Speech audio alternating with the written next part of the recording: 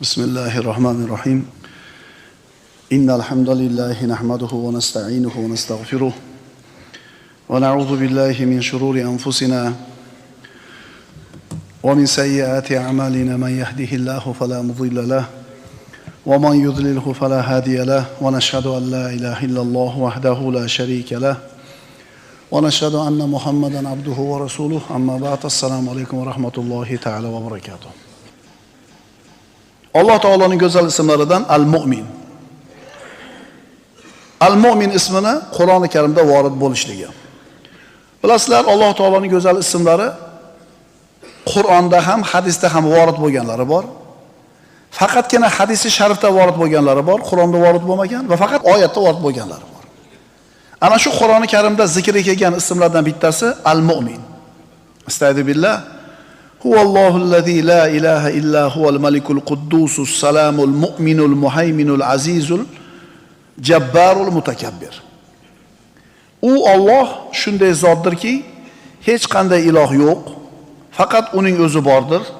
U yolg'iz podshohdir. Barcha ayb va nuqsondan pok salomatdir. O'zi xohlagan bandalarini omon qiluvchidir. Ya'ni al-mu'min, al-mu'mindir. Al-Mu'minning ma'nosi. Al-Mu'min degan so'z bandalarga nisbatan ishlatilganda bir ma'no bo'ladi. Alloh taologa nisbatan ishlatilganda Asmaul Husno sifatida ishlatilganda boshqa ma'no bo'ladi. Al-Mu'min kalimasi tasdiqlovchi, ishonuvchi ma'nosini bildiradi. Amana tasdiqladi, ishondi. Amanar rasul bima unzila ilayhi min robbihi val mu'minun. Ya'ni Alloh tomonidan o'ziga yuborilgan narsaga payg'ambar iymon keltirdi va mu'minlar ham iymon keltirishdi. Ishonishni tasdiqlashdi. Al-Mu'min agar insonga nisbatan ishlatiladigan bo'lsa, buyuruvchini buyrug'ini to'laligicha amalga oshirdi bo'ladi, bo'yinsundi. Ishonish demak, mu'min deganda insonga nisbatan ishlatilganda ishonuvchi, ishondi degan ma'no bo'ladi. Dalil: Yusuf alayhisalomning akalari Yusuf alayhisalomni quduqqa tashab, kiyimiga qonni bulashib, otasi Yoqub alayhisalom oldiga olib kelib aytishdiki: "Va ma anta bi mu'minin lana walau kunna sodiqin." Bo'ri yeb ketibdi, biz o'ynashib bir-birimizni qo'lashib kelsak, mana ko'ynagini olib keldik. Endi rost gapirsak ham siz bizga aslo ishonmaysiz. "Va ma anta bi mu'minin." Bizga ishonuvchi emassiz deyapti. Tasdiqlamayapsiz, ishonmayapsiz bo'ladi. Mu'min tasdiqlovchi, ishonuvchi bo'ladi. Payg'ambarimiz sollallohu alayhi vasallam aytadilar: "Atadruna mal imanu billahi wahdahu." Yagona bo'lgan Allohga iymon keltirishlikni nima ekanligini bilasizlarmi? Qalu Alloh va rasuluhu a'lam. Alloh va rasul biluvchilardir javob berdilar. Payg'ambarimiz aytdilar: Allohdan o'zga iloh yo'q va albatta Muhammad alayhisalom Allohning rasuli deb guvohlik berish, namozni qoyim qilish, zakotni ato qilish, Ramazonni ro'zasini tutish dedilar. Demak, mu'min kalimasining ma'nolari ko'p. Lekin eng ko'zga ko'ringan ochiq ravshan ma'nosi tasdiqladi, ishondi degan ma'no bo'ladi. Aqidani tasdiqladi, amalda itoat qildi.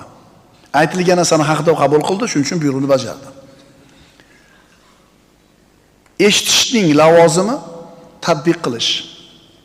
Eshitishning taqozosi lavozimi amal qilish. Bir narsani eshitdingizmi? Agar eshitgan bo'lsangiz, tushungan bo'lsangiz, endi bunga amal qilishingiz kerak bo'ladi. Eshitib turib amal qilmaganlar bo'lgan. Va qalu sami'na va asoyna. Eshitdik va osiy bo'ldik deyishgan. Mana Alloh taolo Qur'onda aytadi, astagfirullah: "Va la takunu kallazina qalu sami'na va hum la yasma'un." Anfal surasida. Va o'zlari eshitmagan hollarida eshitdik degan kimsalar kabi bo'lmanglar. Eshitdik deyapti, lekin qabul qilmayapti, amal qilmayapti. Demak, eshitmadi. Eshitmasdan turib eshitdik deyapti. Shunaqa bo'lmanglar deydi. Mana aytdik, eshitishning lavozimi, eshitishning taqozosi amal qilish. Eshitdingizmi, amal qilishingiz kerak. Sovuq kelyapti, eshikni yopib qo'y deydi. Eshitdingiz, tushundingiz, endi yopib qo'yasiz. Urgimchi turibdi yelkasi, qoqing. Urgumchi yelkasida. Ana. Mana eshitdi, tushundi, amal qildi. Urgumchi yo'q yelkasida. Endi hozir rahmat desa, yo eshitmadi, yo tushunmadi. Hozirgi mo'minman deyotgan o'zini odamlarning 90% dan ko'prog'i, katta qismi iymoni shunaqa.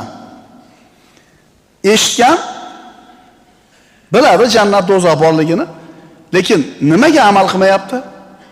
Demak, tushunmagan. Agar eshitishing to'g'ri bo'lsa, to'g'ri eshitgan bo'lsang, tatbiq qilasan, amal qilasan. Muhim qonun. Idrok, harakat, sulukiyat. Idrok, harakat, sulukiyat. Ro'paringizda turgan odamga yelkasida chayan turibdi desangiz, o'ylanib ham o'tirmaydi, qarab ham o'tirmaydi. Nima qiladi? Yelkasini qoqib qo'yadi. Nimaga u harakatga keldi, bilasizmi? Eshitdi, idrok qildi, hissiyoti junbushga keldi va mana shu hissiyot uni harakatga keltirdi. Ko'rgani yo'q bo'lmasa, nimaga harakatga keldi? Chunki eshitdi, idrok qildi, hissiyoti qo'zg'aldi, harakatga keldi. Agar yelkasida chayam turibdi desangiz, rahmat, bir kun men ham foydam tegib qolar sizga desa. Demak, ikkita variant bor. Yo eshitmadi gapingizni.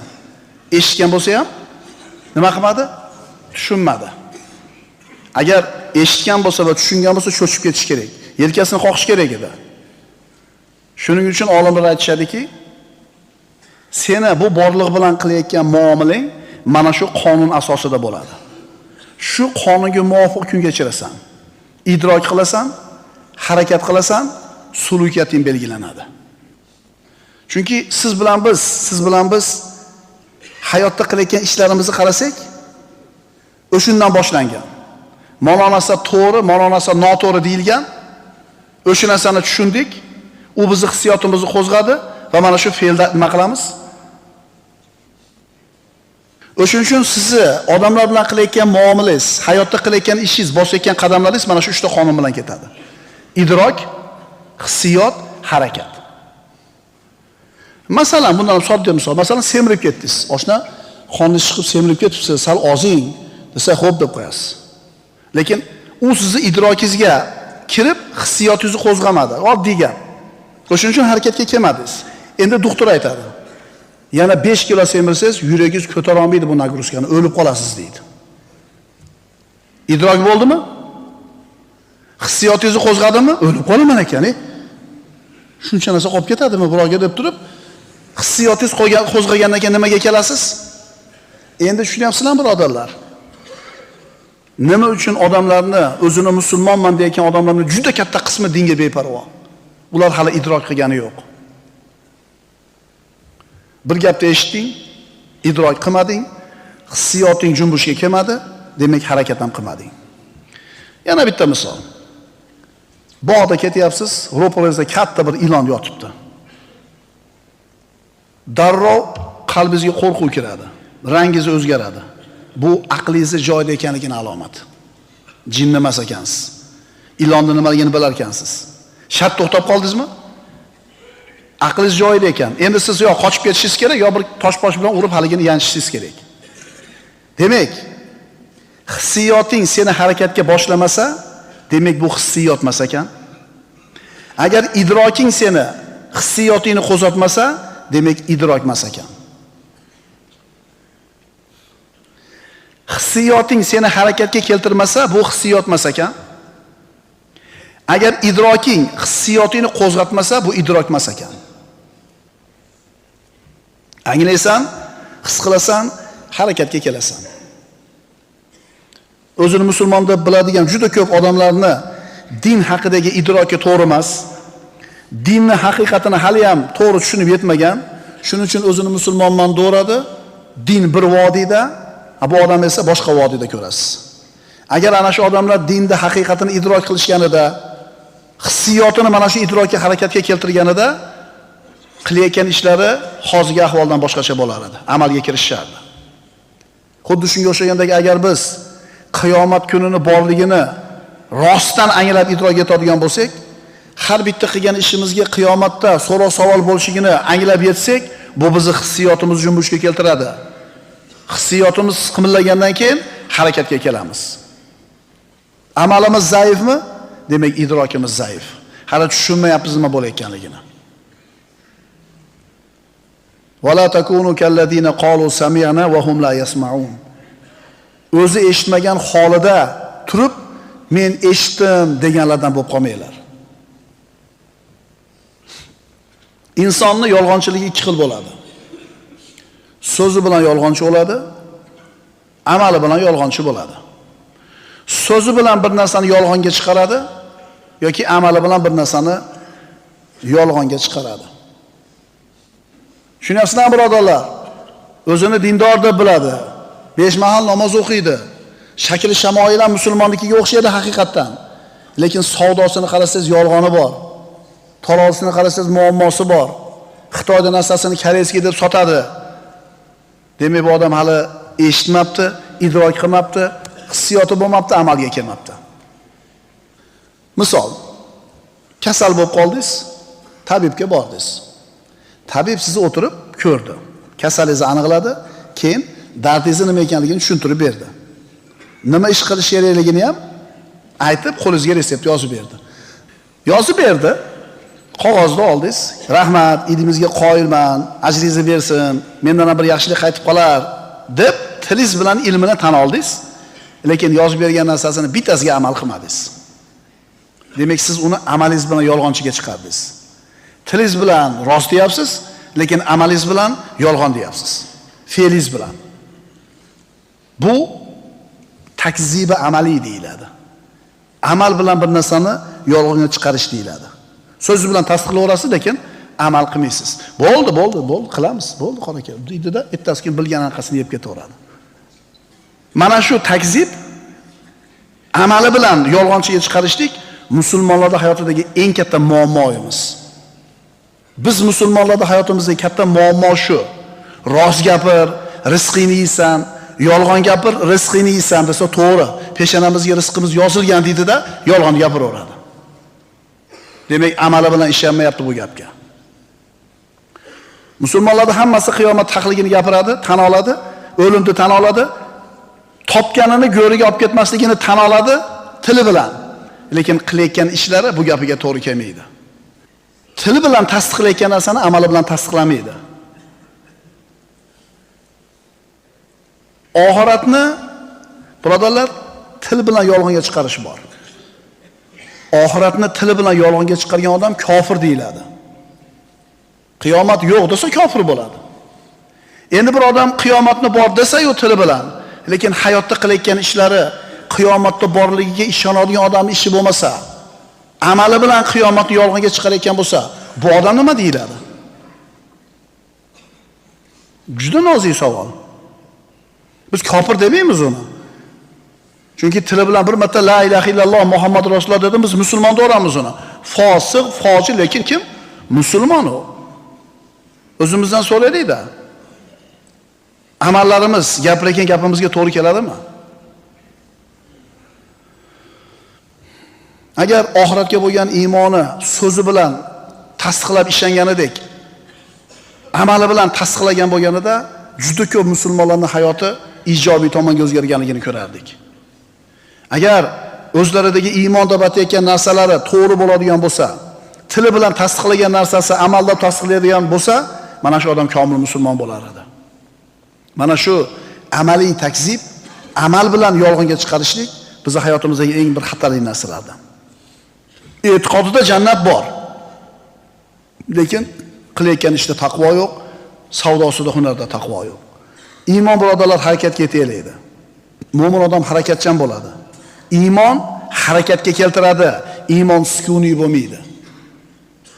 Mana Turkiyada, Suriya yerlarida qattiq yerlar qimilladi.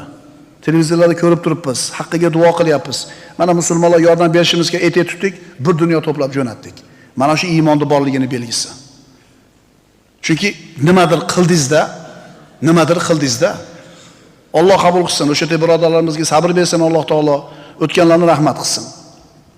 Iymon demak bizni harakatga boshlaydi, birodarlar. Alloh uchun berasiz, Alloh uchun man qilasiz. Alloh uchun rozi bo'lasiz, Alloh uchun g'azab qilasiz. Aks holda iymoningiz sizni harakatga boshlamasa, bu sukuniy iymon bo'lib qoladi. Bu noto'g'ri bo'ladi. Al-Mu'min degan so'z Alloh taoloning go'zal ismlaridan ekan. Endi mu'min degan so'zni insonga nisbatan ishlatganimizda bir narsaga ishondi, bir narsani tasdiqladi, bir narsaga amal qildini tushunamiz ekan. Allohning payg'ambarda buyruqlarini rostladi va amal qildi. Haqiqiy komil mu'min kim? Qalbi bilan ishonadi va amali bilan mana shu ishonchini tasdiqlaydi.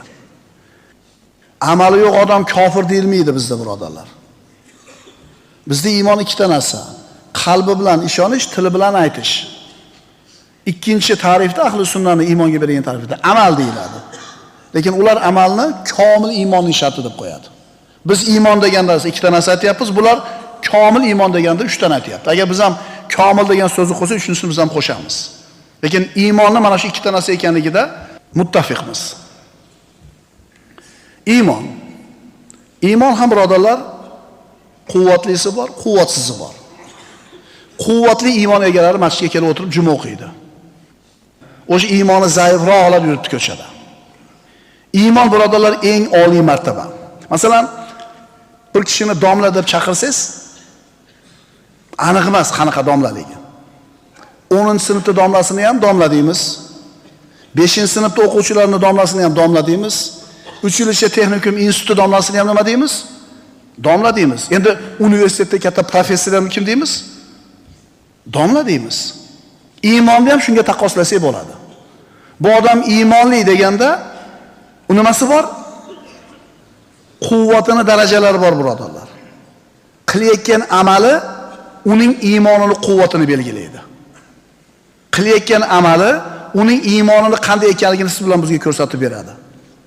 Agar iymonim bor desa-yu, amallarni qilmayotgan bo'lsa, bu amaliy takzib bo'ladi. Xo'p, mu'min degan so'z insonga nisbatan ishlatilganda ishonuvchi, tasdiqlovchi, amal qiluvchi ma'nosi bo'lar ekan. Endi al-mu'min so'zini Alloh taoloning ismi desak, Alloh taoloni al-mu'min deganda nimani tushunishimiz kerak? Alloh taoloning huzurida hech kimga zulm qilinmaydi. Alloh taoloni al-mu'min deganda shuni tushunamiz. Bandalar Alloh taoloning huzurida xotirjam bo'ladi. Alloh omonlik beruvchi, al-mu'min. Qiyomat bo'ladi, hech kimga zulm qilinmaydi. Mana shu Alloh taoloning al-mu'min sifati sizni qalbingizga tamomiy xotirjamlik olib kiradi. Nima degani bu? Mansabdor odam kelib sizga zulm qilib bir narsangizni tortib olib ketdi. Hech narsa qila olmaysiz. Yo bir qandaydir bir quvvatli zo'pidan bir polvon kelib sizga jabr qildi, zulm qildi. Hech narsa qila olmaysiz. Ketadi. Qarab qolaverasiz. Yosh bola ekanmiz, qo'shnimiz kaptorkasi bor, kechqurun torg'iz tushiryapmiz. Bitta qimmat mashina keldi, ancha qo'ygan bunga. Shat bagajga sol 10 ta dedi. Ko'rinib turibdi mansabdor odam. Yangi mashina. 10 ta katta torg'izni soldi, shap yopdi, o'tirib ketdi. Endi bu yerga torg'izlab kelib, ustiga 5 so'm qo'yib, 10 so'm qo'yib, tirikchilik qilaman deganda ahvolini bir tasavvur qilib ko'ring-da. Shuna holatga tushganmiz bir amatda. Dod tegiz keladi. Ochiq tuhmat, zulm bo'lganda. Shunda nima sizni qalbingizga taskin beradi? Alloh taoloning al-mu'min ismi shu sizga omonlik beradi, xotirjamlik beradi. Qiyomat bor deb qo'yasiz. Olib ketdi, qiyomat bor deydi. Alloh taoloning al-mu'min ismi bizga xotirjamlik beradi. Chunki qiyomat kuni bo'ladi, aniq. Adolat bo'ladi, aniq. Hech kimda haq qolib ketmaydi, aniq. Banda qachon xotirjam bo'ladi hayotda? Qachonki hamma narsa Alloh taoloning qo'lida ekanligini bilsa. Qaranglar birodarlar, Alloh subhanahu va taolo siz bilan bizga ibodat qil deb buyurdi. Lekin buyurishlikdan oldin bizni qalbimizni xotirjam qilib qo'ydi. Chunki Robbimiz al-mu'min, omonlik beruvchi, xotirjamlik beruvchi. Qarang. Astagfirullah. Va ilayhi yurja'ul amru kulluhu fa'budhu va tawakkal alayhi. Hamma ish Alloh taoloning o'ziga qaytadi. Bas unga ibodat qiling, Allohning o'ziga suyaning. Ibodat degan so'zni qachon aytdi? Ibodat qil degan buyruqni qachon aytdi? Ey bandalar, ham yo'q meni qo'limda, xotirjam bo'linglar, sizlar ibodat qilinglar, tavakkal qilinglar deyapti. Xo'p, olib ketdimi? Olib ketdi.